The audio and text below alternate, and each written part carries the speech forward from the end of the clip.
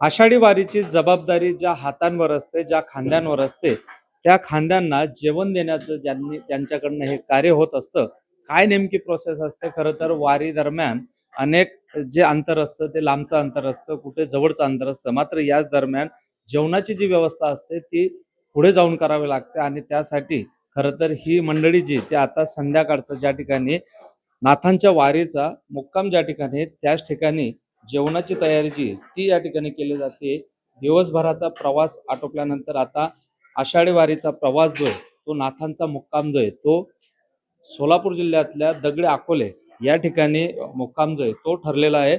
आणि आता आपण पाहू शकतो या ठिकाणी जेवणाची पूर्ण जी काळजी जी ती या ठिकाणी घेतली जाते.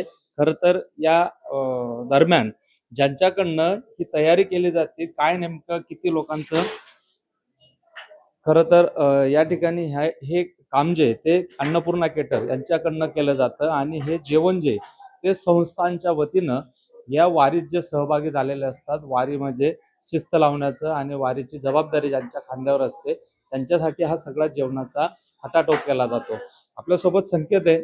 संकेत, खरं तर वारीमध्ये मोठी संख्या आहे आणि या वारीतल्या वारकऱ्यांना सांभाळणं किंवा हे सगळं नियोजन बघता काय नेमकं जेवणाचं रोजचं नियोजन असतं, कशा पद्धतीने आपण स्वयंपाकाची व्यवस्था करत असतो? या ठिकाणी मुख्यतः जे पोलीस कर्मचारी जे नाशिक पासून पंढरपूर पर्यंत जे सेवा देणार आहे वारकऱ्यांच्या सुरक्षेसाठी ते भोजनासाठी असतात.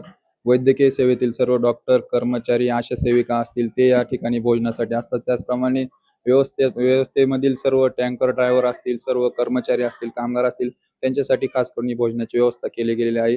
आम्ही या ठिकाणी दिंडी ज्या दिवसापासून सुरू झाली त्या दिवसापासून अन्नपूर्णा केटरर्स अँड मॅनेजमेंट या संस्थेच्या माध्यमातून म्हणजे या फर्मच्या माध्यमातून आम्ही भोजन व्यवस्था देत आहोत. संस्थांच्या वतीने ही भोजन व्यवस्था आम्हाला देण्यात आलेली आहे.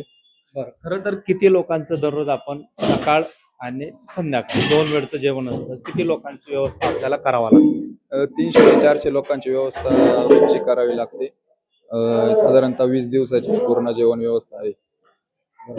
खरं तर बघितलं असेल की सकाळी आणि संध्याकाळी मुक्कामाच्या ठिकाणी आणि विश्रांतीच्या ठिकाणी 2 जागी यांना ही जेवणाची व्यवस्था जी ती करावी लागते आणि त्यासाठी अगोदरच ही व्यवस्था जी अशा पद्धतीने करावी लागते जेणेकरून वारीत सुरक्षा करणारे पोलीस कर्मचारी असतील, आरोग्याची सेवा वारकऱ्यांसाठी जे देतात ते डॉक्टर असतील किंवा रस्त्यावरती वारकऱ्यांना पिण्यासाठी पाण्याची सेवा देणारे टँकर चालक असतील, अशा घटकांना जेवणाची व्यवस्था या केटर्सवाल्यांकडून केली जाते.